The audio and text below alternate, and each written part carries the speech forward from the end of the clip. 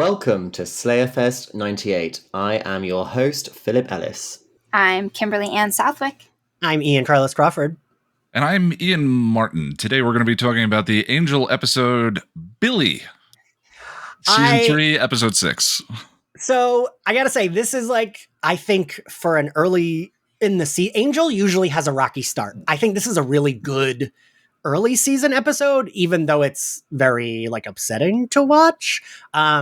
Rewatching it, I forgot just how brutal it is. So much so that I found myself a little bit skipping the parts where Wesley's just being truly heinous to Fred. I was like, all right, I know what happens. I don't need to.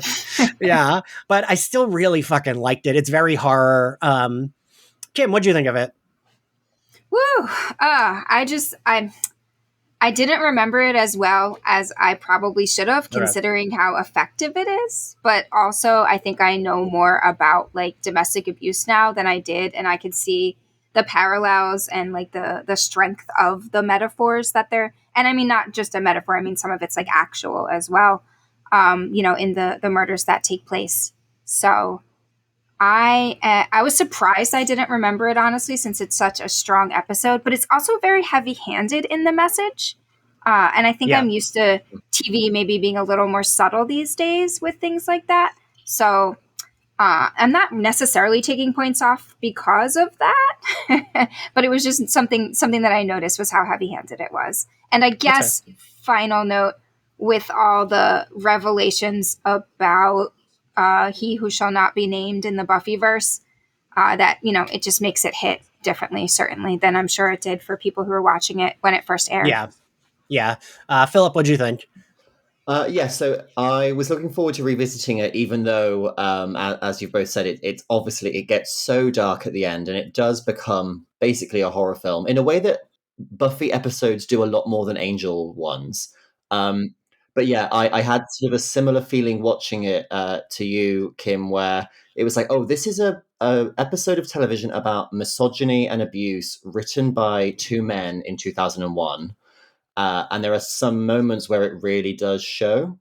But then there are also moments where you're that is clearly coming from a very real place. This is dialogue that we have heard in so many different kind of permutations. And so even though it becomes a really blunt instrument towards the end of the episode, quite literally, I don't think it's any less impactful for that. Yeah. Ian, what'd you think? I hear you on the I think that it feels very broad in the beginning, and I think given it's so topical, it's tough to bear in mind this is a genre show that is dealing in the broad most of the time anyway. And I've had that complaint with some of the episodes that deal with this topic on Buffy. Whenever they're sort of openly talking about misogyny, it's a slap on the behind. You want me to work it off for you, Peaches? And whereas sort of Xander's behavior goes a little more unexamined. Yeah. And that's the blindness, which is the show accidentally co-signing some of his behavior. Yeah. But here, I initially had that complaint early on with the two taxi drivers kind of saying the obvious 1950s kind of thing. I'm not saying that stuff doesn't exist. Right. But we all hear it. The stuff that I think is, or rather more of us hear it today than ever. The stuff that to me is more pernicious is sort of the subtler stuff, the Xandery kinds of things. But I think once we get to Wes and Fred's, once that's grounded in their relationship and his attraction to her and blaming her for it and all of that, it becomes a much sharper examination of the topic. And then there's the broader idea of where this fits in what season 3 is about, which we'll get into. Yes. This is not a fun episode to watch, and I dread watching it every single time, but it is definitely one of the most memorable and impactful episodes of the show for good reasons, I would say, as opposed to being a big miss. Yeah, I think with a plot like this, and Kim, I feel like you and I kind of usually on the same wavelength this way, storytelling. It's like, for me, the ending is why I still like it, because it's like, I mean, we'll get there when we get there, but like Cordy being so confident and her like, I don't know, I appreciate that she doesn't have to get beat up as well to want to be like, I'm going after this motherfucker. Like she doesn't have to have a black eye to be like, oh, now I'm going to stand up for myself and make sure this man does not hurt any more women. She's just like, she knows what's happening and she goes to fucking kill him. And there's not like a question, right? Like there's no morality of like, well, I shouldn't kill him. It's like, no, I'm going to fucking kill him and I brought my arrows. Like that. And the fact that Lilah gets the shot in as the first one who was hit, like there's like a poetic justice in that makes me, it's how I feel about a lot of horror movies too, right? Like which now it sounds like I'm like, I love violence, but like if the violence has a gratifying end and there's like we have a good, almost like, this is character development for Lilah, I think. And she's not in the episode that much, but like Cordelia gives her this pep talk and Lilah goes and fucking kills this man and he deserves it. No one tries to do like a morality thing. And for me, that makes, if it was like he got away and he beat up Cordelia and they were like, no, we can't hurt him, then I would fucking hate this episode. there was a moment, right? I mean, we'll get to the end and we should probably start at the beginning, but there was a moment where I was like, I forgot how the Billy plot gets wrapped up with Lilah, which is very satisfying. But there was a moment just before that where I was like, I hate this. Because again, it was giving that written by men energy. We like Lilah, yeah. Take Cordelia's autonomy away from her and be like, oh no, Cordelia can't kill the man who's responsible for the violent deaths of all these women. Angel has to be like the white knight hero saving her. And it's just like, that was maddening. And I love that, like, we just undercut that completely. Like, he's like doing the big brawling thing because every episode of Angel needs a fist fight. Right. And then Lilah just walks up there. She's a femtop with a gun. And she's like, no, I'm ending this now. Bang. Yeah. Done. She's like, children, we're done. Shoot, I'm going by. It's such a great part. You think that Cordelia is going to be the one to shoot him. And then you hear the shot and it's just, yeah. Every time and then she just walks away. She's like, I'm not talking to any of you. I love Lilah so much. Yes, Lilah gets to shine so much this season without Lindsay and Gavin. You know, I feel like they knew they needed another lawyer to like be a foil for her, and he's fine, but like he's not as big a character as Lindsay was. Like he feels kind of like just there to annoy her, and I feel like he gets put in Lost, right? I don't know if that's the timeline, but. I think next season is when the Beast goes and kills everyone in Wolfram and Hart, because everyone we knew was dead anyway at that point, except for Lilah and Gavin. Gavin's like the one that gets turned into a zombie, and like, that's right. You know, everyone else is dead, but it's like, oh, faceless lawyer. I don't know these characters, and then Gavin gets it. And so I even love the bookends of opening with Angel training Cordelia, and then we go back to hit. Cordelia also, so upsetting. It's like maddening that Cordelia is there's such a good job of Cordelia coming into her own. And we know that this is cut short because Kim, I wanted to ask you what you thought. I like them being jokey, but I was wondering what you thought of when he's like, don't stiffen up. And she's like, yeah, you either. I did take it as like, these are two people who are comfortable with each other and they're just being like jokey. Are you talking about like a sexual implication there? I think she's like telling him not to get a boner. That just went right over my head, but you know me. I'm like prude of the week sometimes. I'm taking it for it is. I love an innuendo and I missed it somehow. For some reason, I always remember that scene as sort of the beginning of the Kangel romance. Yes. Yeah. And watching it again, other than that joke, it's pretty tame. It's for me, I haven't found the point exactly where that begins, but in that particular scene, other than the erection joke. But also, there's the romance trope of him standing behind her, showing her how to hold the sword. It's very like, oh no, you have to do this. And but yeah, in my head, I think I'd mixed this scene up with the Chirrumption scene, which comes later on, where like everybody's commenting on like the chemistry that the two of them have while they're training together. But this is our first scene of them doing this. We had some disagreement in the previous episode I was on. I think it was episode 2 over whether or not the Kangel romance, as Ian called it, started then, where he rescues Billy, whatever we want to call him, breaking him out of that fire jail for Cordy, and how he's like, I mean, he says it here, like, I would do it again, you know, and there's like clearly like this like no nonsense, like you are important to me. And they have some like intimate moments in their conversation. It's not really touchy. And I think this episode brings like touch to it with the whole training thing. I immediately wrote down like my first impression of the opening scene was that this is intimate. Yeah.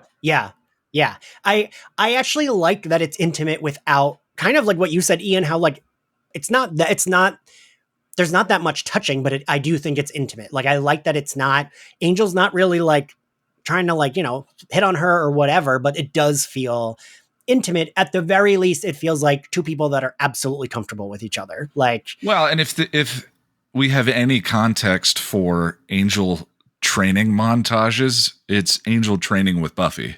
Right. You know, Angel doing Tai Chi with Buffy in season 3, I think it was. Or sexy Tai Chi. Sweaty, topless Tai Chi. Like, I didn't know you know how to do that.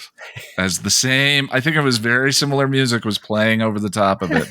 So, I mean, it makes sense that we have that association, and that's where I got that from while watching this sequence. But just sort of concretely, I found the scene surprisingly tame, as I thought.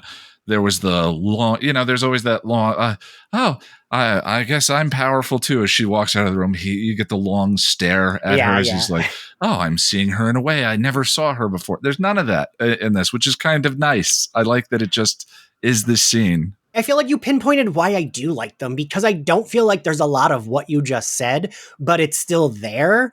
And that's what I like. I continue to say this, that like when I watched the show, I did not want them together. I was like, no, Angel and Spike both have to love Buffy forever, even if she's never dating either of them. Even if she dumps them and never goes back to them, I wanted both of them to love her forever. But as an adult, this feels like an adult relationship. These are people that matured together. They have history, they have a past, and they have like a comfortability, a familiarity with each other that feels natural. And I like that there isn't a lot of the like longing bullshit. It's like Cordelia's very upfront, right? Like, I think we're at a point where she hasn't quite realized it, right? Like, I do think at the end when they're like, oh, let's go meet, and she has the realization, I don't think she was thinking about it. I don't think there was a secret that she was keeping. I think it's that she thought of him as like one of her best friends, and then slowly was like, oh, wait. And I love that. I love the fact that we can watch that happen, because I'm a hard sell on a romance and I like this. I don't know. Yeah, I love the like little fake foreshadowing we get where Cordelia points out that like she might have to defend herself from Angel. So we're like prepped for that. So it's this intimate like fighting sequence, right? That's like, you know, sex and violence like are both being hinted at, but neither are there. Then we have the fake foreshadowing. And then we get also the humor. It's like everything you want in a friendship, you know, being able to be serious with each other, being able to joke with each other. And I mean, she's not joking with the cheerleading stuff, but also she is. Like, she's putting it on. She's being funny. And then Angel saying, go team. Like, that's great. You know, that's a little, one of those David Boreanaz gets to be funny moments that we all love from Angel as well. So I think it's not just it's everything about the scene that to me is like, romance is blossoming. But I wonder how we would feel if we didn't already know that it's coming. True. You know what I mean? Like, we're like looking for it, and we can't have those fresh eyes again. Yeah, that's true. Philip, what were you saying? I basically everything that all of you have just said, that is why the scene works for me. It's because it's not overtly romantic. Everything about the Cordelia Angel relationship works because it comes from this place of mutual trust and respect, and it's been really earned over the last few years. It's not, you know, season 1 of Buffy, Angel, you know, follows this teenage girl down an alley and he's hot, and that's basically all the writing we get. It really worked for this, and so we're seeing now like the beginnings of the fruit of that. And also, I don't know what it was like in the States, but that fight choreo was in every promo for this season in the UK. I just remember being like, oh my god, like that shot of Cordelia spinning around with the sword. I was like, oh my god, like Cordelia is actually going to fight. We're going to get Cordelia. And why? How have we got to season 3 before Angel's like, oh, maybe I should teach this person I love how to defend herself. I mean, I feel like I say, like, at our live shows, I'm always like, I am not like pro NRA, but like in this universe, it feels like everyone should know how to use a weapon and defend themselves, because like there are monsters constantly killing everyone. So it's like everyone should have a little bit of training to fight, right? Like, yes, everyone's Margot and the Magicians. Like, yeah, I brought a gun, or they should be. Yeah. But it also fits for this episode that it's this like very masculine feminine dynamic of like, oh no, like we're framing the female characters as defenseless, and Angel is kind of like more chivalric figure, so that then we can play with that and append it later on. But anyway, yeah, so we have that fight scene in the basement, which is great. Then we cut to Lilah walking in on Billy and Gavin at Wolfram and Hart. We learn that Billy is the nephew of is it a senator, a congressman, someone congressman, yeah. And I think I liked the idea that like he went to hell, but he got his private room in hell because he has the family connections. Yeah, his parents are both wealthy and evil.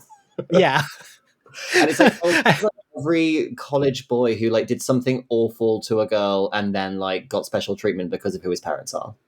Like already the metaphor is just like slapping you around the face. Yeah. And then we get Gavin fucking beating the shit out of Lilah, and I hate it. It's so brutal. It is. I do like their little like exchange beforehand, how they're like both like, and she's like making fun of him for not knowing how to do comebacks.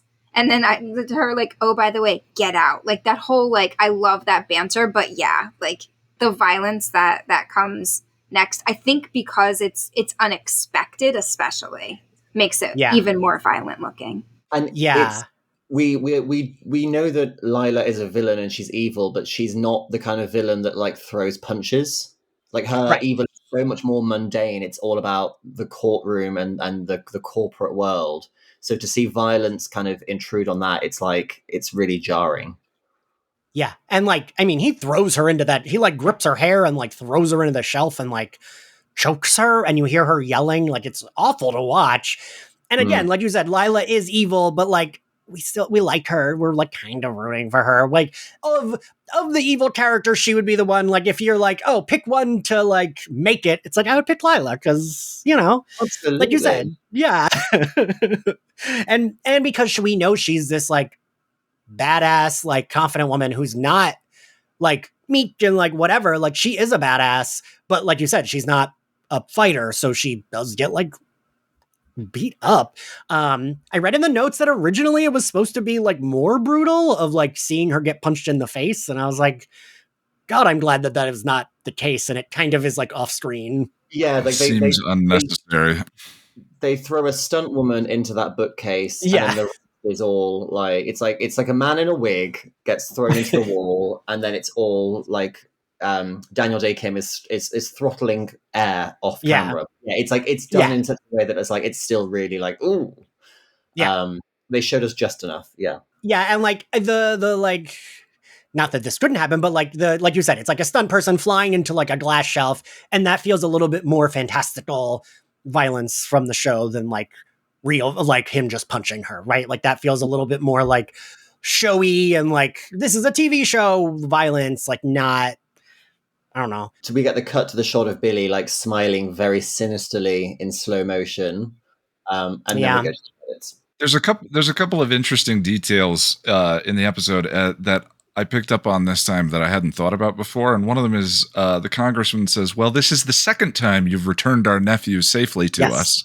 Billy's. I mean, if you name the top 5 scariest episodes of the Buffyverse, this episode is in there and maybe number 1. It's it's funny for two shows that are trading on horror tropes. They're not often that scary, but this one is genuinely frightful. And he's such an interesting villain because of that. And that shot of him walking away, while a trope or a cliche, is successful. That shot of him smiling within the combination of the music is strangely affecting and is throughout. It's really interesting. Yeah. Kim, what do you think of him? I think the actor did a really good job that like really blank effect, Yes. I think makes him even more scary. And I think there's one moment, I will get to it, where Angel's talking to him, I think, or I think it's Angel, and Billy just goes, "Oh, I like to watch," and just the way he says that, I think his lack of effect and his lack of like really doing much and just kind of like being a catalyst for all of these horrible things, and he doesn't even have to watch, like he gets kicks out of knowing it'll happen as well. Like that's just, his powers in and of themselves are terrifying, and the actor I think does a really good job with like the character considering to make it even more scary. You're right. I hadn't thought about that. The blankness of like when he's like, I just like to watch. Like he's not even doing it. He's just like, he likes knowing it happens and he doesn't even care. Like you said, I mean, he's walking out of Wolfram and Hart smiling because he knows what's happening. He's not even like seeing it, but he just knows. Post credits, we get the gang at Wesley's apartment. I think this is cute. I'd always wish we had just a little bit more scenes of like them being able to like just hang out. Like just like having fun at someone's place, you know, they're playing video games. I think that's cute, especially knowing like where the season's going, and it's like there aren't that many scenes left of all these characters together. And Cordelia being cute and being the one that notices that like Wesley has a crush on Fred. I feel like, you know, her bringing the humanity to the situation, it really tracks for her. Yeah, and it feels like, I mean, you know, we just finished covering The Magicians a few months ago, but like feels very Margot to me. Like this is like, oh, you think that that I wouldn't notice this, but I am the only one that notices it here. And I'm like, and she's nice about it. She just is like being a friend and is like, hey, just like invite her over by herself next time. Like that's what you should do. So that way she knows, you know, and like no one's even noticing because you invited everyone over. And I like that when they have the little like, maybe we are meant for each other, meant to be alone. Like, I like that this is like a friend talk. And I like that she's just like, she gives a couple of pep talks in this episode. And I just wish we had this Cordelia around for longer. Cause like, this is very much her final form. This is like the developed character that is the hero, will still read you, will still, you know, make fun of your shoes, but does care and is insightful. And like,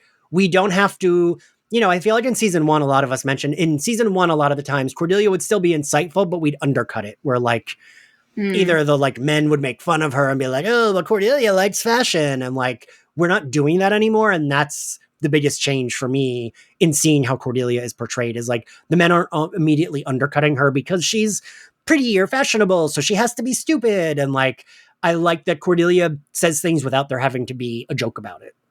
Does that make sense? I don't know. Yeah, and this whole episode is her in that form. Yeah.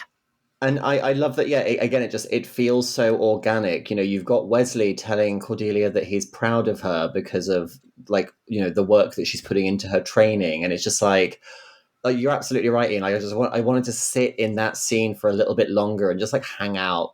But then she and it's a trick that they do on Angel, and it's always fun, where she starts a sentence and then like has a vision halfway through. So she's like, yeah, you should just like ask Fred out, and then you could always, you know, chop her into tiny pieces. Yeah. and she sees some violent murder.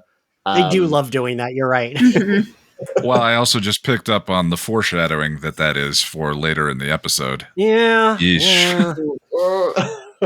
Wes says he bought some evidence. Angel sees Billy on the surveillance tape and recognizes him. Yeah, I like we don't waste any time in being like, oh, what's going on? She's like, no, this murder happened a week ago. I'm being shown this crime that we can't stop. And then it's like, right, let's get on with the plot, because really we are just like, we're racing towards that final act, and we're just kind of like ticking off like check boxes until we get there. So it's like, and they all get to play their part too. Like Fred runs in and be like, he's not there, you know? So like, she's like, you know, assistant researcher to Wesley, it seems. So, and I feel like this is the first episode where she's like being more active in the research. I feel like this is where we're like, see, like, you know, later when she's like, oh, I was listening to the police scanners, and it's like, oh, she, like, we are, and I mean, granted, we even get from when she does take down Wesley. Like, she is resourceful and she can, which makes sense. She spent 5 years living in a cave in like this hell dimension where humans were slaves, and she got out and like was on her own in a cave. So you kind of gotta, for 5 years, that's a long time. So I feel like she would have to be. I do like Angel and Cordelia playing the blame game, but for each other. Like, Cordelia's blaming herself, Angel's blaming himself.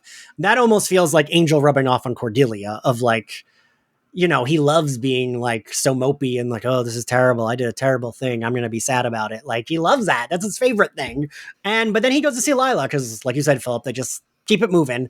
And we get, you know, I mean, we already saw her get beat up, but we didn't see the aftermath. And it is like, you know, she's beat up, but like on these shows, it's like you can get beat up and be fine. You know what I mean? It's like you get beat up and maybe your shirt's a little ripped in the next scene, but usually there aren't like all these terrible bruises. And she has, understandably so, this like terribly cut up and bruised face. Although I do like that she says, you should see how he looks, because I like the idea of like her getting back at Gavin, because we don't see him again. So I do like thinking that like, all right, well, she at least probably like hit him over the head with a chair or something and like got in her own. Really, like, before she decides to go after Billy because he's the one that actually did this to her, I fully have this like vision in my head of her like calling up some goon and being like, take a plank of wood and shove it in his ass. Just like nail it to him. Yes, I could absolutely see man in Lilah's phone, you know. She, you know, I hate seeing Lilah beaten down like this. And like when Angel's like, she's like, don't talk to my client. And he's like, your hands are shaking. Like, I'm like, oh, I hate that. But she plays it really well. Stephanie Romanoff, like the like cool confidence, but like actually there is some fear there. And she's not a character we're used to like having that fear. And that allows her to reveal a little bit more information than she might normally do. Yeah. Yeah. David's empathy bleeding through for her in that scene too, just for a second. God, are you, almost says, are you okay? I think is really a nice moment. Yes. It's always, it adds to the complexity of all of these relationships in a nice way, especially in an episode that, as we've talked about, that is very heavy-handed at times. For them to be some elegance in little sequences like that is really great. This is why Lilah works so well as a character, because she can toe that line. And she's the one that points out, she's like, well, you actually want to kill me, so I find your sympathy like meaningless, you know? Philip, I was just about to exactly say that same thing of like, and then she points out that he is the one that she knows wants to kill her. She owns her choices. She never wavers. Like, I feel like in a lesser show or lesser writing would have her change sides at some point, but she's made of sterner stuff. She says like she's not Lindsay. She's not a quitter. And I love that, even though that means she's going to carry on doing awful things and being evil. I'm just like, oh, I'm kind of with you like all the way. Yeah, I love Lilah is like a delight to watch, and I'm so glad we at least keep her around for till next season. But I'm glad she gets to be around, because she is the nuance to her character of like she is scared, but also like Angel has threatened her life numerous times and he does hate her. So she is kind of like, also fuck you. Like, and I like that we do see that Cordelia is the one she's more willing to open up to, which does make sense, because it's like these two badass bitches, like, you know, being like, well, and like reading each other, but also like, it reminds me of like in X-Men when it's like Wolverine and Cyclops hate each other. So Wolverine is going to punch Cyclops in the gut after any mission if he's pissed at him. But if someone else tries to fuck with Cyclops, he is going to have his claws out. And that's like, feels like, I mean, and this may be corny, Kim, correct me, but like these women being like, yeah, I do hate you, but I'm going to like, we have the same end goal here because this man hates women. Yeah. We can, when we get to that specific scene, I think I'll have more to say about that. But yeah, I don't think you're wrong. So Angel throws a chair or whatever through Billy's mansion's window. The police show up, and immediately I was like, oh no, one of the, like the head officer's a woman. Jesus Christ. Like I was like worried what was going to happen. And I mean, even that scene in the police car, I was like, oh God, when the guy starts yelling at his partner, and like, then we pan back to Billy and they just start yelling and you hear like blows landing. Like it's like, ugh. I have a question. Okay. So Angel like sneaks up to Billy's mansion, throws a chair through the window, is able to walk in, which I'm assuming means Billy is not human. Yeah. Like that's our cue. But then Billy calls the cops on himself, and is it like, oh, have his rich family basically been like keeping him under house arrest, like in this mansion in the middle of nowhere where he can't do any damage? Is that what? And that's why he spends the episode like he gets himself arrested, knowing that he can get out of that car when he causes it to crash. Okay, right, okay. Yeah, and the rest of the episode is a rampage.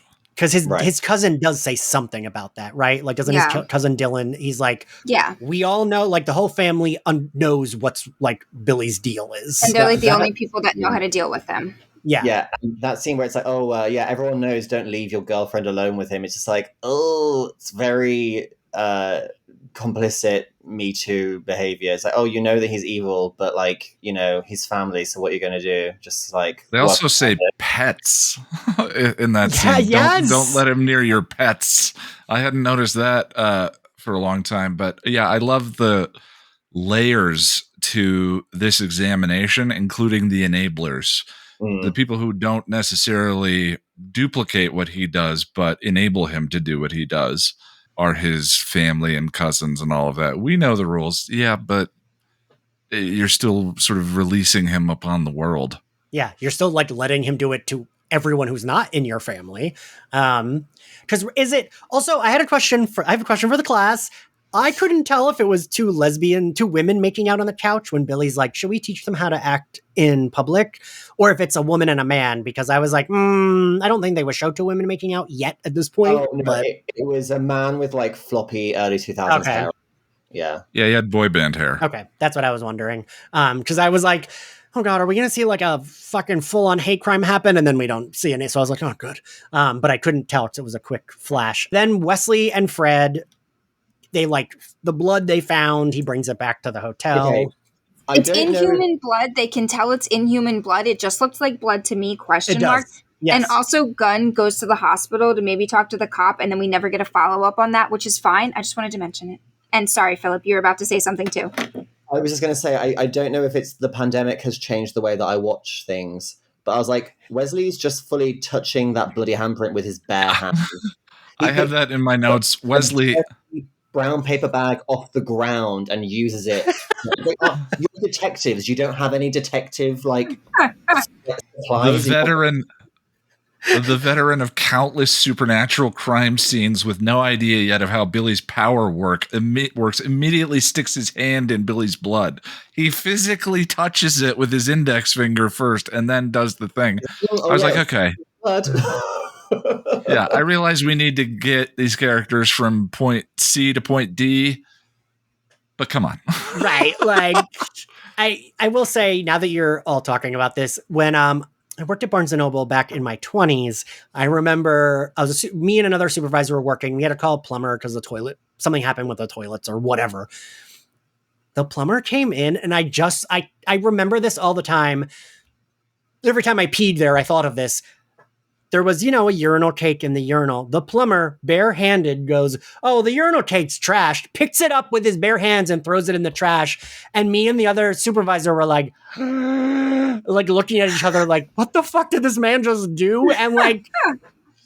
I feel like if you're a plumber in New York, you're maybe built different. Yeah, it's like, I've had worse on me, so maybe, yeah. And it's like, I'll wash my hands after, but like, oh, gross. I was going to say maybe he's a parent, but no, like my daughter's poop is the only poop I want to accidentally or purposely touch.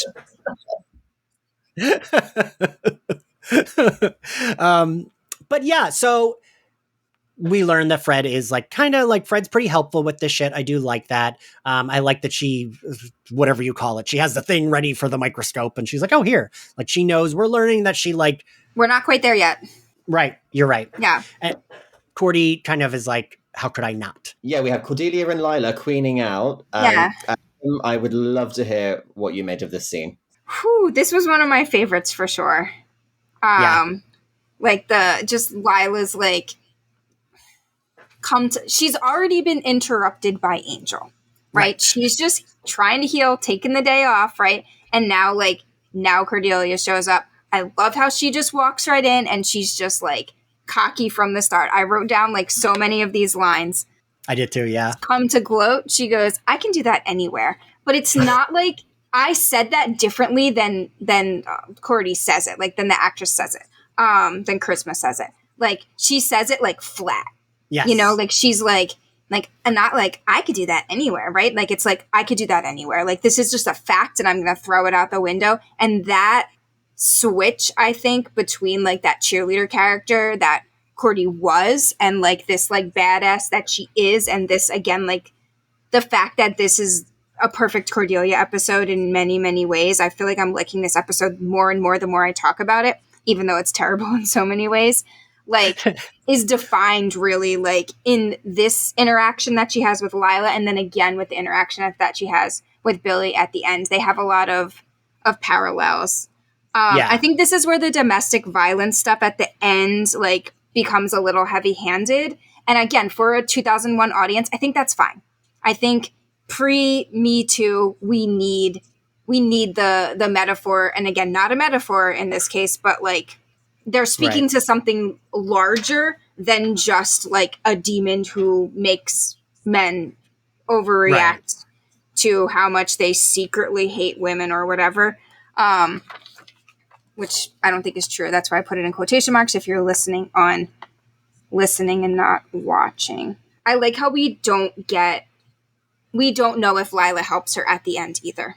Yeah. Right? It kind of just ends with like, where's he going? And then we cut the scene off. Like we can assume, because we know there's the show's heroes usually win, at least usually, sometimes, most of the time, I don't know. In this show it's complicated, especially when we get to the very, very end of Angel someday. But we can assume that she is going to help her. And like, I don't know, the parallel's kind of weak between the Fez guy and whose name we don't know because he's just man with a fez, young man with a fez in that episode. And I think it's kind of weak, like looking in on it. I think if you were either of those characters in the moment, it probably is a better metaphor. Does that make sense? Because I was like, I don't know if this is going to convince her, but then like I'm neither of those characters. So is that you're talking about the moment where Cordelia compares the harm that was done to her by this man in the fairs, and the powerlessness that she felt with that, like comparing that to the uncertainty and the powerlessness. I think I so same as you, I liked what the scene was going for, where it's like these are two women who could not be more different, even though they have like some striking similarities, and they do not like each other. They have no time for each other whatsoever, but they are both aware that they're women working in a, like, trying to exist in a world where it's just like very dangerous to be them. And they do have this like one thing in common that kind of like unites them. And yeah, in my head, I think Lilah helped her, not to help Cordelia, but to help herself. She's like, well, they're the do-gooders, and if they kill Billy, maybe he's out of my hair. I'm not in trouble with my bosses. And then off screen, you can just imagine her being like, actually, no, I want to take that fucker out myself.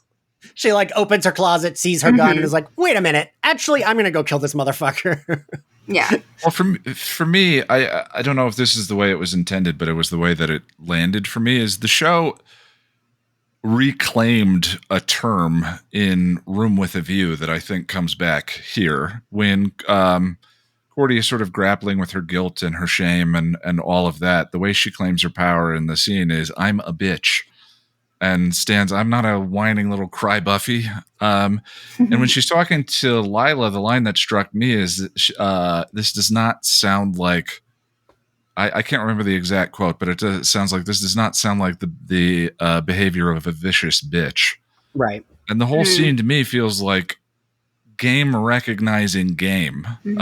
Sort of them both seeing in each other that alpha that could have been a derogatory term if Cordy hadn't reclaimed it in Room with a View. And then to sort of give that to Lilah in this scene. I never read Lilah doing that as doing that for the team, but just sort of reclaiming her power in the sequence. I mean, it's arguable whether it works or not, but that was my reading of the scene. she also like maybe is in the end defending herself and doing her job. Like, dude is out of control. They got him back to like be at the house and be in house arrest. And if he's gonna go off like running off, like it's probably not a good thing. So I think Cordy helps her for sure, like come into that power in this scene. And I love the tete they have at the beginning with like the shoes and everything, and how they just go like, you know, like line for line. Like they're both trying and they're both like not like, you know, then they wind up kind of even, right? Like that's fabulous. Yeah. But yeah, I think like this is a great scene. I don't know how much it actually adds to or informs Lilah's ultimate decision, because I think it's probably better for Wolfram and Hart that she does what she does anyway. We don't know that at this moment, though. I hadn't thought about that, Kim, but I think you're probably right. Like, also, like, they can only, like, they do work, I mean, evil, whatever, but they still work within the court system and can only do, and I'm sure even Wolfram and Hart would be like, you know what? This client's not worth it. Fuck him. Like, yeah. We never hear about the wealthy congressman again, so I guess, like, they were like, you know what? It was worth cutting their losses. Kim, you just made me think, like, this is why also one of the reasons I think this show gets better sort of this season moving forward, because we have the addition of Fred. So it's like, oh, we get scenes where two women can talk to each other, which Angel is really, really short on. And being, like, scenes with two very complicated women, like with opposing points of view, just like one-upping each other and going toe-to-toe and having those kind of really like witty, bitchy conversations. Like, we have so many of them in Buffy, but they're so thin on the ground in this show because it's such a masculine show. And I think that's one of the things that makes it stand out. And it's one of the things that you remember about this episode is like, oh, I think it's the first time that Cordelia and Lilah meet. And it is like two giants meeting on a battlefield. Yeah. It also makes me sad that this is the only time we really get that. If Lilah were there but for the grace of Angel, or there but for the grace of Buffy go I version of Cordelia, that could have been, I mean, Lilah's a wonderful character anyway, but that exploring her from that perspective, I think would have grounded her in the group a little bit more and made that a little bit more interesting, given her, you know, some of the extra layers that Lindsay had instead of just being carried by a really wonderful performance. You get a little bit of that later on, if we're fully spoiled, in her relationship with Wesley. Which I don't love. I'm curious how I'll feel about it this time around, but I don't love that. Yeah. But it's like we were talking about having a foil, which Gavin is not a good foil. I love Daniel Day Kim, and he's gorgeous. Yeah, and he's so naturally charming that seeing him switch into that mode in the episode is hard to watch by itself. Yeah. Let alone the violence of the sequence. But Gavin never reaches the level of Lindsay or works as a foil in quite the same way. So that connection of the two of them as former Mean Girls and sort of later in life where they both went with that, I think is really fascinating. I wish it could have been developed more. Yeah, you saying that, I'm like, oh, right, we don't really get the like next scene of them together I can think of is like fucking evil Cordelia killing her, and I fucking hate that. I have a question about this scene before we move to the taxi driver scene and then into the scene with Fred and Wesley and the blood. And that is the domestic violence metaphor. I just wonder if my own life experiences make it so obvious to me. Like, I'm going to just quote what Cordy's saying here, specifically what I'm talking about. She says, it's not the pain, it's the helplessness, the certainty that there is nothing you can do to stop it, that your life can be thrown away in an instant by someone else. He doesn't care. He'll beat you down until you stay down because he doesn't even think of you as alive. Like, that's really heavy-handed, like domestic violence, like, you know, that uncertainty, like, you know, the having to tiptoe all around, like, oh, be careful, like, don't say the wrong thing. Like, you know, the person might, I don't know, that seems like super obvious to me.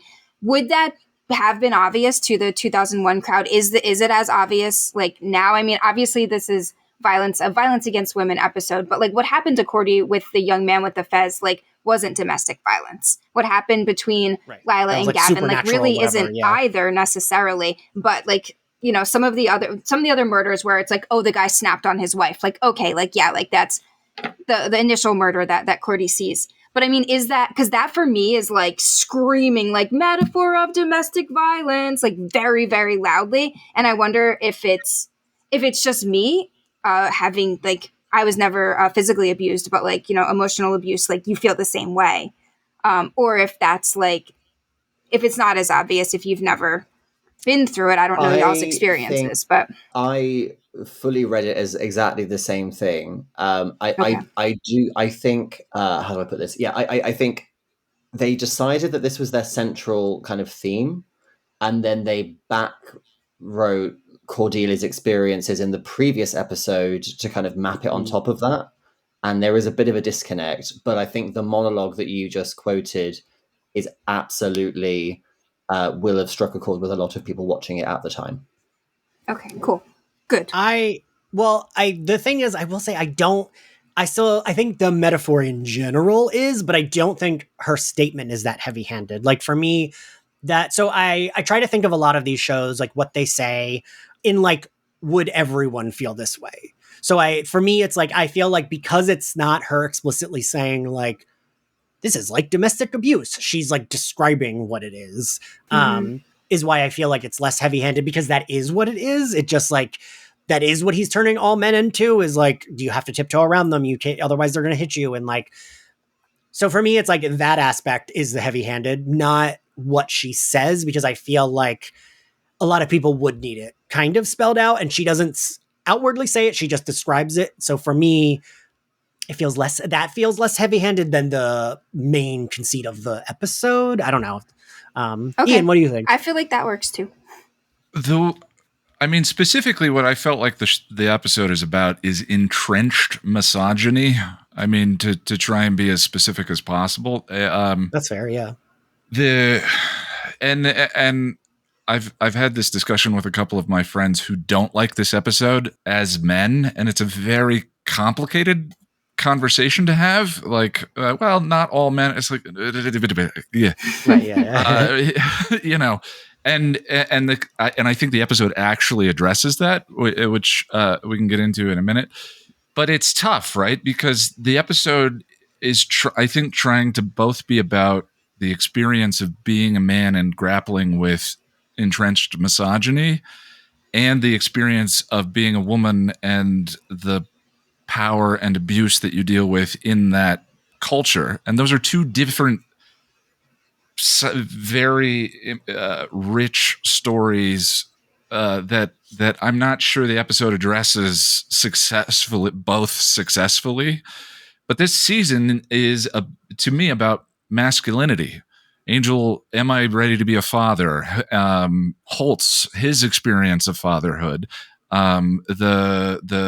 Connor's young man's experience of being a teenage male. There's masculinity and the exploration of it all over this season. And so this being about, and Wesley's last line in the episode is, I don't know what kind of man I am anymore. That says it all about the sort of dealing with these cultural and internal and forces. And then he closes the door and does something that, especially in this time period, you know, your conventional perception of masculinity was not allowed. He cries behind the door. I was even surprised at that. I forgot that happened. Yeah, it's really, and that scene to me deals with all of the heavy-handedness, because that is to me the way this works. So I'm kind of two minds. I always hate when the show reverts to kind of 1950s. They sound like caricatures of your smart mouth and blah blah blah, because to me it's undermining the idea of entrenched misogyny, which is about blind spots, which is about privilege and things that you don't realize are there. Like, Wesley doesn't know what kind of man he is, and that's the way to be a man, is to be on the journey of self-examination. Healthy is a destination. Healthy is a journey, not a destination. And that constant examination of unpacking things that happened to you and things you said and things you need to make amends for and all of that. So I'm of two minds about it. I think that experience, the representation of the women in the episode, to me, is not as well explored as the experience of what it is being a man in this culture, and grappling with your own power and privilege and your own biases that have been unexamined. Sorry if that was a rant. No. I think that's good, and it's interesting, and I think we don't get as many complicated women in this episode, but we do get women with agency. And yes. They all, even Fred, in the end, she's tried to call Wesley, and she's the one that takes it upon herself to go there and apologize, right? Cordy gets somebody tell me the name of that arrow gun thing. Cordy grabs the arrow gun thing. Crossbow. Yeah. There we go. And is ready to kill Billy, right? Lilah, like, ultimately, like, we get, like, all three of the most important women of this episode have moments of agency that's super important. I think you're right. This isn't just about the whole episode isn't about domestic violence. It is about this idea of, like, entrenched misogyny, domestic violence being an example of something that can happen when, I was about to say patriotism, but that's not what I meant. Patriarchy and entrenched misogyny. Yesterday was 4th of July, like, if you want to peek behind the scenes. Patriotism too, though. Yeah. Patriotism 2024. Anyway, when entrenched, like, an example of unchecked entrenched misogyny and unchecked patriarchy. So that's kind of an example of that, and maybe the one that's the most prevalent, I guess, in the episode, which I think this conversation lends well to the next scene of the taxi drivers and these men that have not been touched by Billy having a conversation like, oh, like, those women. So this is my question about that scene. I was like, oh, have the taxi drivers come into contact with Billy, or is this guy just been written to be a misogynist dick? And it's like, oh, like, he's bringing it out of these men, but some of these men, like, it is right there on the surface already. Yeah, that's how I read it.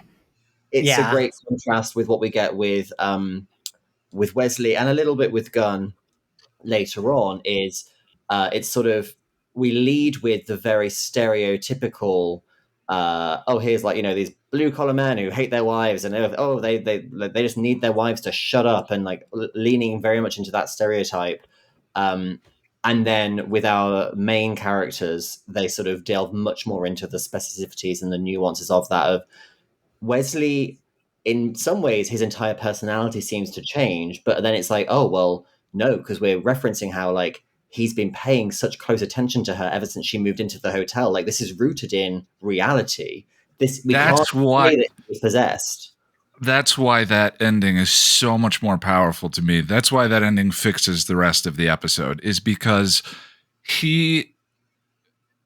I wish the you and your smart mouth conversation so undermines what the episode, the commentary that I think the episode is going for. And I know that kind of talk still exists, but to ground it, Wesley's attraction feels like vulnerability. Yeah. Being attracted to someone and not knowing if it's reciprocated or not is vulnerability. It feels like powerlessness, or a form of powerlessness.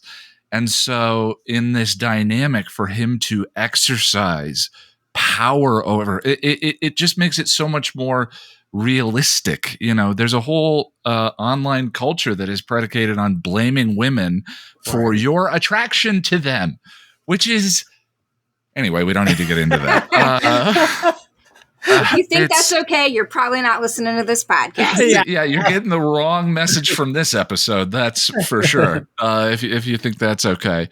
But that's why that's so much more powerful. Him blaming her for his attraction to her, for wearing seductive outfits, which is just insane. And that's, like, talk about why Wesley is grappling with it, because the spell doesn't make him determine what he says. And all of the bile that he spews in that sequence, that sort of educated, articulate bile that he spews, just makes it so much more painful for them both. I guess by the end of the episode, when he's grappling with, is this who I am?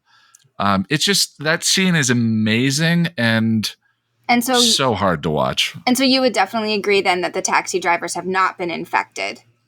And yeah, I'd agree. As someone who has had an online Facebook conversation via comments with someone I am not blood related to, who posted something about like, oh, can't wait for my wife to just stop talking or something like that. Like a funny meme that was a joke. And how about it was just a joke, Kim, calm down. And I was like, no, like this is the patriarchy. And you're not, technically men actually talk more than women. Here's a statistic I got from a book. And, oh, you people just can't take a joke, that kind of thing. Yeah, like I think that it is important for people to know that like there are these taxi drivers and people that I'm not blood related to, but are related to out there who like still, through these little things, right? That's the thing. It's the little things that add up to the Wesley bile, right? Sometimes I just wish I could take her out because she talks so much. Like, that's how we get to that scene. So I like that we get this, like, much more innocuous conversation that isn't innocuous in terms of, like, if you're paying attention to what should and should not be said out loud. But it's that, like, guy talk kind of thing, right? And then then we get to the even worse stuff later. That's a good point, Kim. I hadn't thought about that, but you're right. Like, this man would probably say, oh, no, it is bad to, abuse is bad, right? But then would still, like, co-sign the language that leads to said abuse. And I do think that is bringing a little bit more nuance to it, right? Of, like, yeah, this guy's still saying those shitty things that the people under the spells are saying, but he's not. I do think that, like, the verbiage was a little, like, for me, that's where it was like, Philip. Fully, it makes for very good, like, purple horror movie dialogue. And I made a note of one of the things he said. It's, you think you can do anything you please because you're connected to life, because you bleed. Is that it? I'll show you blood. And it's like, it's a great line. It's a gross line. And then it's like, would Wesley say that? And then it's like, and then maybe I'm overthinking it, but it's like, oh, well, we know that his father is a terrible man. And that he was raised in this organization of watchers who are like, their existence revolves around a powerful woman who they absolutely like resent and control. So it's like, they basically hate. I mean, this all does kind of make sense. But then he kind of follows it up with a really cringy, like, juvenile joke about a woman with two black eyes. Oh yeah. And again, it's like I have been in a classroom where I've heard that joke be told, and it's just like, and then he's like, oh, you can't take a joke, and it's like, oh, like, okay, so like they're leaning into like, yeah, these are the kind of the symptoms of like with the taxi driver, the things that are really said that are expected to be laughed off. Yeah, and I just noticed how between this taxi wreck scene, we get the first moment in cousin Dylan's house with the wonderfully placed Gorillaz song. And it was like, this is weird. They never usually actually have like popular songs from the moment. I have Gorillaz in capital letters in my notes as well. Yeah. And then we get like the moment that we've mentioned before. I think we should talk to them about appropriate public behavior, and that's like, I mean, we're pretty sure it's a man and a woman there, but still, like, there's some sort of like womany, blamey, like thing going on because he's not going to get beat up. Yeah. And then we get the scene between Fred and Wesley, the before Wesley turns into hypervillain mode scene. I hate the buildup is good though. I will say they do a good job.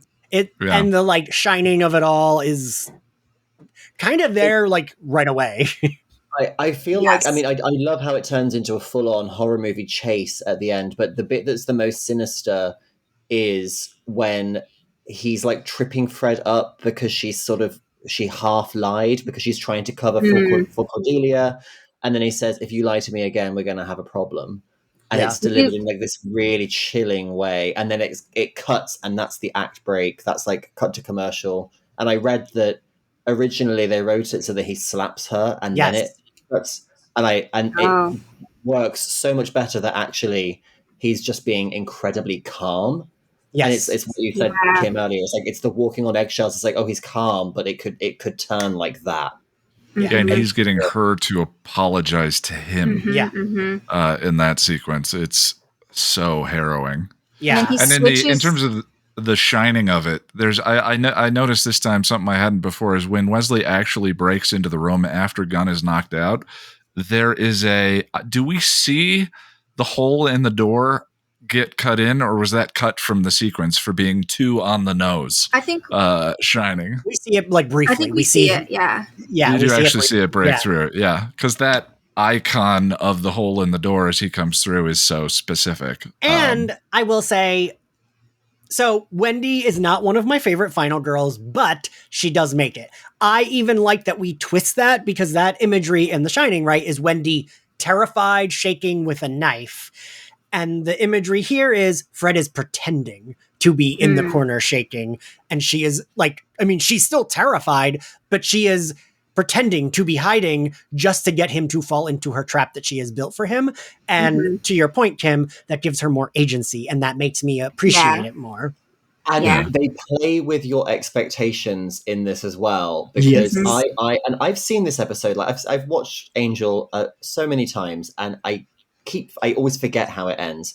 And so when she gets away from him in the lobby, and then he tackles her in the one floor, and she manages to get away from him again, she runs up the stairs and then like falls over. And I was like, oh, this is a woman written by a man. Like she would not be worried about being quiet. She would just be like pegging it the fuck out of there. And then it's like, oh yeah, they're going to subvert our expectations, and like they're showing her to be helpless because we know that actually she's not. She's incredibly resourceful, but they're giving us that kind of just peak horror girl in peril. And Amy Acker is so good at like she just looks so tiny and so vulnerable. They put her in that like the little very like childlike dress. Like when he calls it provocative, I'm like, that's just like they've dressed her like a young girl. Yeah, if you call that provocative, again, it all ties together, like sexualizing innocence. It's just like, but yeah, I was getting really annoyed because I was like, oh my god, like every woman I know would just like scratch his eyes out and then like run away. But we get there. Yeah.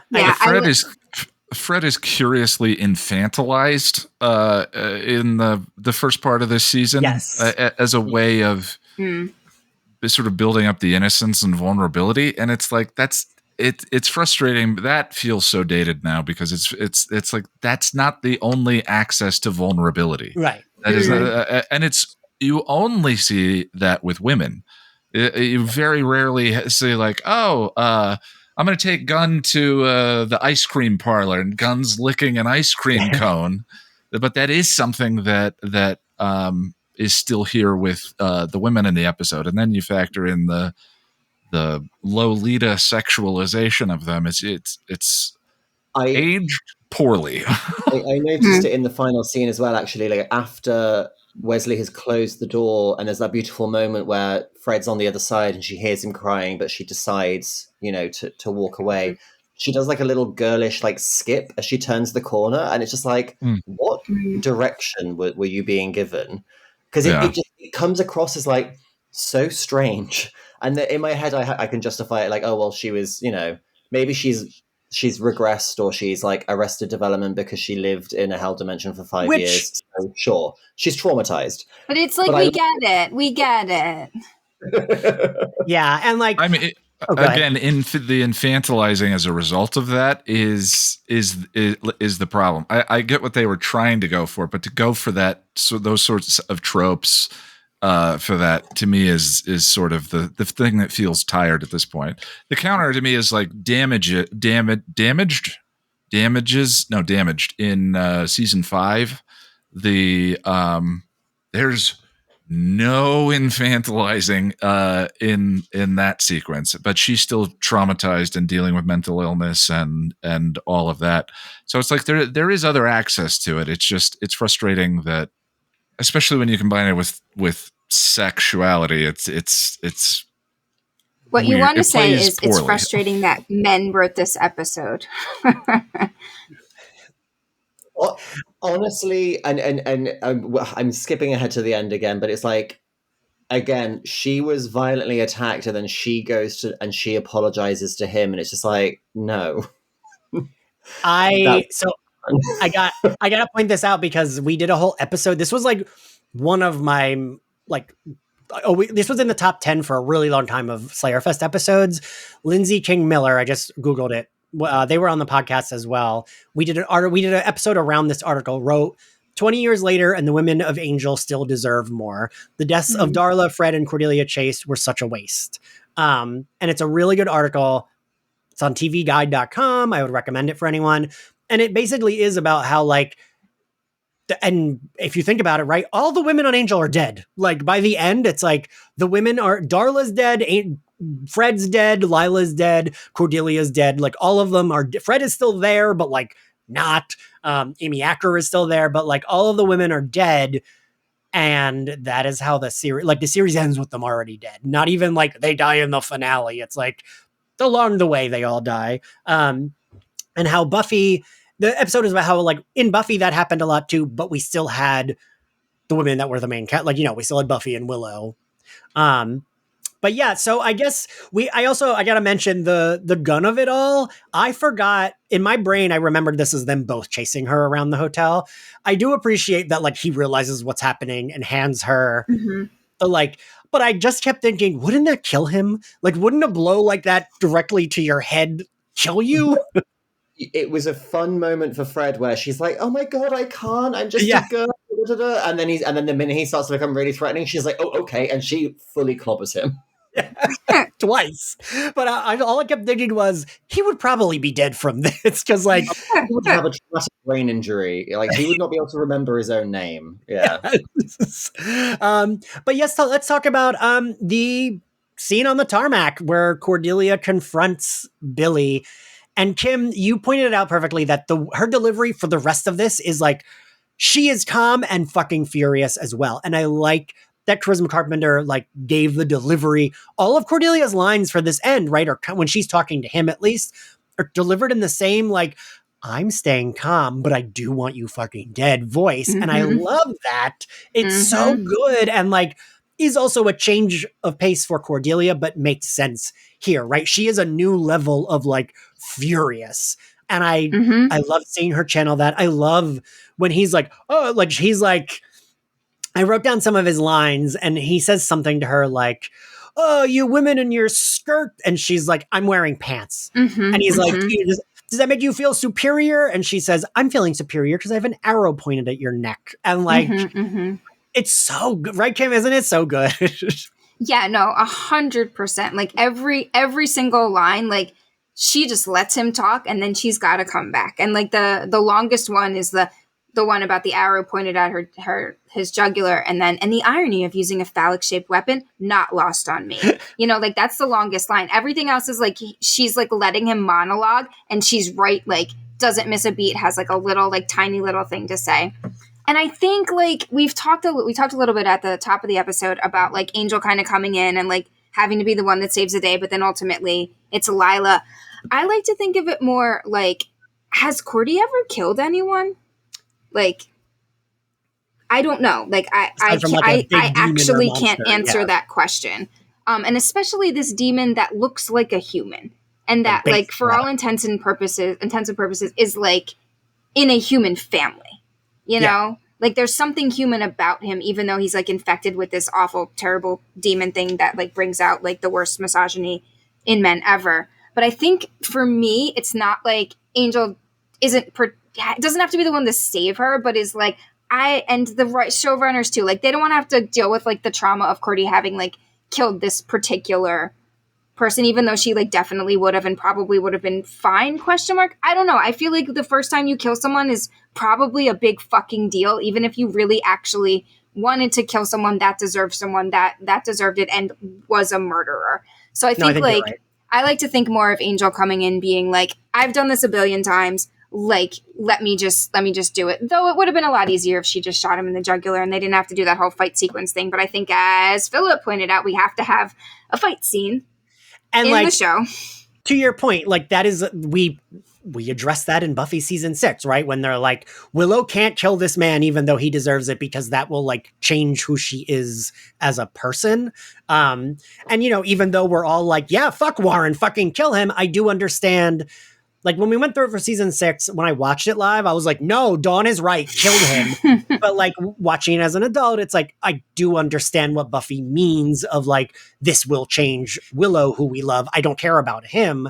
I don't want it affecting my best friend for the rest of her life. I mean, then it does, but I can kind of understand that. So I can kind of see what you're talking about, Kim. The and other also question, like, the question Lila's I had, probably killed people before. No, yeah, but right, Yeah, like definitely. Lila's probably done it before. Okay, so question though. We Yes. know as a viewer, as the viewership, and Angel probably knows too, that Billy doesn't have the effect on him because he rescued him. He literally carried him before. Right. Yeah. Oh, yeah. You're right. I hadn't thought about So that. like But yeah. I like that he's like faking it, but like shouldn't Billy know that? And does his effect like run out? Like how does, when he dies, is that the only thing that makes it run out? That's my follow-up question that we don't have an answer to. But like I liked that Angel's kind of like faking it a little bit, but like I was like, but we know that you're not, we know this already. That's true. I will say that I think Lilah says earlier that like the effect he has is different on everyone. Mm-hmm. But I guess I don't know. You saying that, I'm like, well, maybe it's like no, it's not like Rogue from X-Men where if she accidentally touches you, she drains you. I almost feel like it's like if he touches you and he's like, and I'm going to give you this like Then insane. then why does Wesley get it from the blood? True. Never mind. You're right. Yep. You're right. So yeah, I guess Billy should know that. But also was he? No, he wasn't. No, he was. I was gonna say he was unconscious when he carried, but no, he was not unconscious because he like. Did they? I mean, obviously, like when they wrote the episode with the visions where he meets Skip for the first time and we meet Billy for the first time. Like, obviously, that episode ends with Billy walking free, and you know he's a bad man. But like, was this written as a kind of two-parter, right? or did they think, oh, like we could go back and revisit him, and that would be really interesting? That's true. Yeah, I don't know. Well, Billy walks out of hell. When the fire goes off, he stands up. He's charred, but he stands up. I don't think that Angel, at least we don't see him touching him in that sequence. The scene I'm reminded of in this one is the Dark Age. So there's sort of like, why does this work textually, and what? How does the metaphor kind of work itself out? Textually, in the Dark Age, there's the demon in Miss Calendar, and the gang's solution is to get the demon to jump into Angel because Angel already has a demon in him. And the two demons fight it out, and his vampire demon works. And so in this sequence, I think the reading that I have of that is like Angel has already grappled with his demons. Angel has been grappling with his demons since he met Buffy, really, is the entire thing. And that works for the metaphor. I mean, if you're a guy watching this episode saying like, well, I don't think that all men, it's like, well, Angel doesn't succumb to the power because Angel has grappled with his demons. And from the standpoint of the metaphor, with his entrenched misogyny, with his privilege and his power and all of that, his darker impulses. And that's why when the guy touches him, to me, my reading of it is when the guy touches him, that's why it has no effect.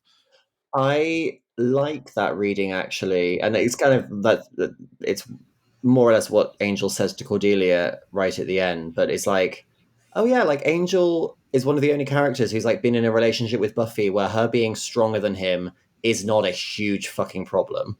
Right. Like he loves her for how powerful she is, and that is not true of Riley, and Spike has very complicated feelings about it.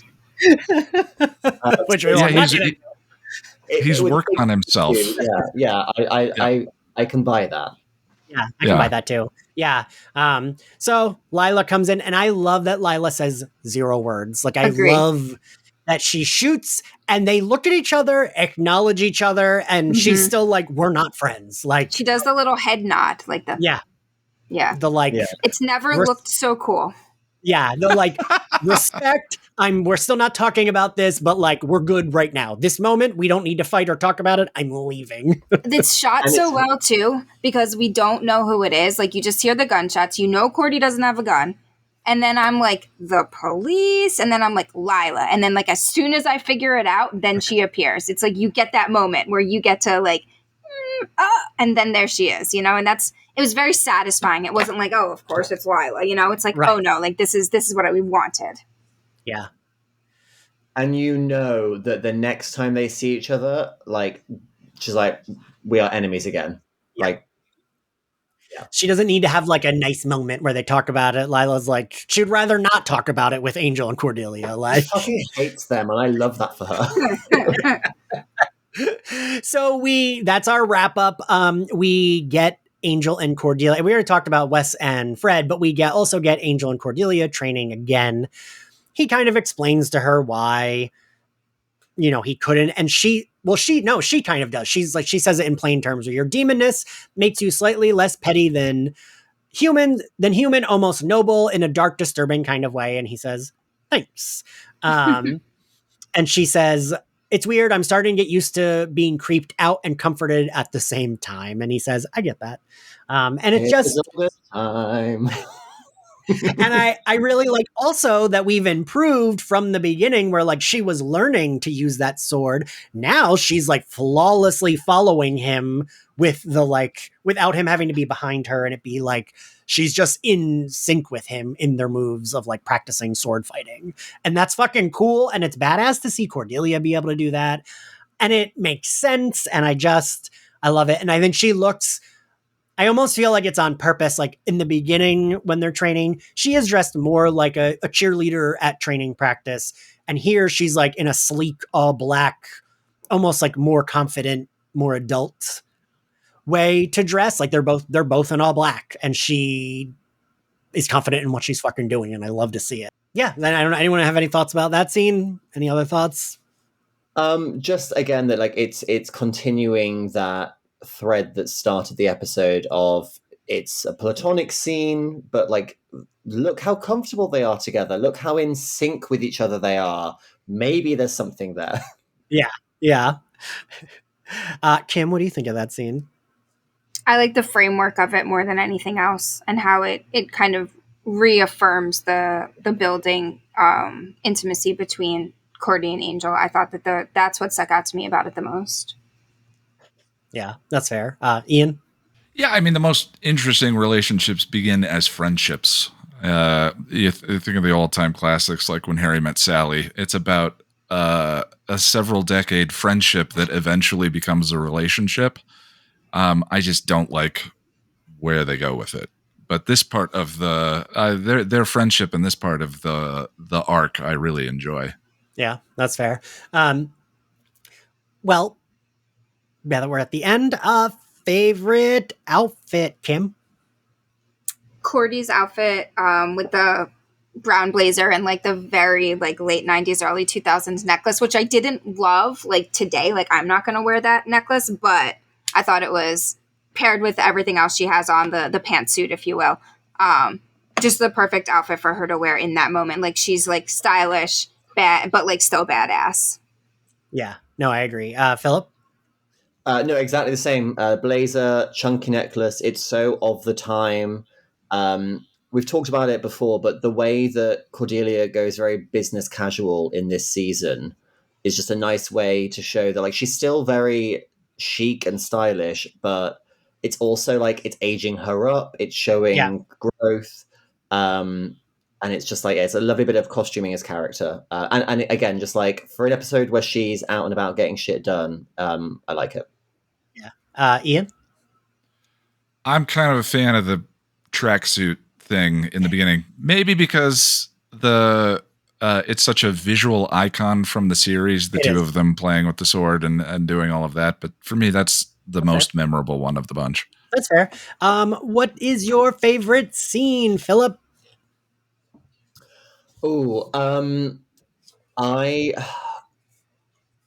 I think it's going to have to be the game recognized game, work it out on the remix chat between Lilah and Cordelia. Fair. Or also then the entire horror. I would say the horror movie like chase, but I just feel like so much of the dialogue becomes like almost too cringe coming out of Wesley. It sounds like it's stuff that they're going to workshop and give to Caleb in season 7 of Buffy. Sorry, you're bringing up Adam and Eve. Grow up.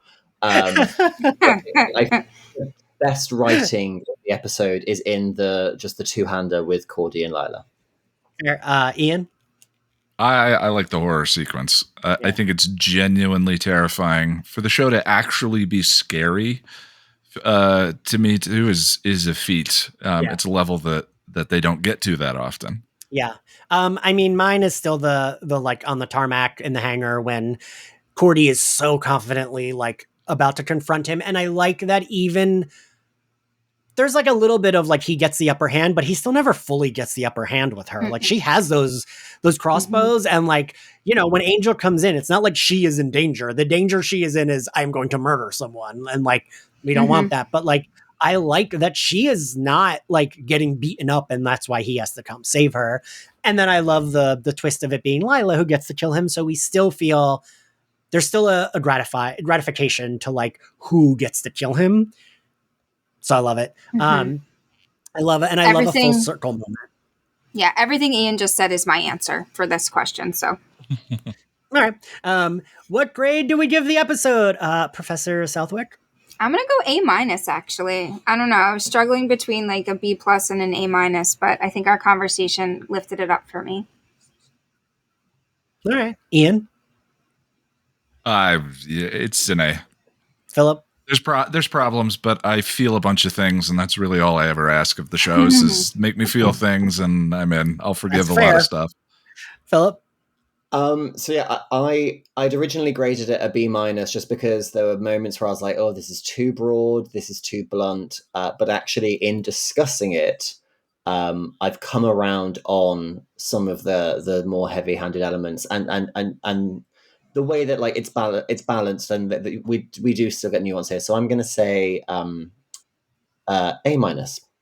right. I give it a flat A. I always struggle with giving A's because I'm like, well, there's episodes I love more, but then I'm like, but that doesn't mean this one isn't good. It's just I love those ones more. So yeah, I give it an A as well. Thank you to the three of you for joining me. I was excited to do this recording and no one let me down as usual. Thank you all for listening. If you like Slayerfest 98, you can find us on Apple Podcasts, Spotify, and you can watch our videos on YouTube because now all of our Angel recordings will be video. Make sure you subscribe to us, like us, and please give us a good rating because that helps me with the podcast. You can support us on Patreon where we're going through Batman the Animated Series and X-Men the Animated Series, and we'll be going through Buffy season 4 for its 25th anniversary. Any and all support is much appreciated. If you want to find us on social, we are at Slayerfest X98 on all platforms. I am at Ian X Carlos. Ian, where can everyone find you? I'm youtube.com/passion of the nerd, and I'm currently working on the Buffy episode Spiral. We're doing Spiral, Way to the World, and The Gift, and then I'm going to do Pylea all as one video. Okay, cool. Kim?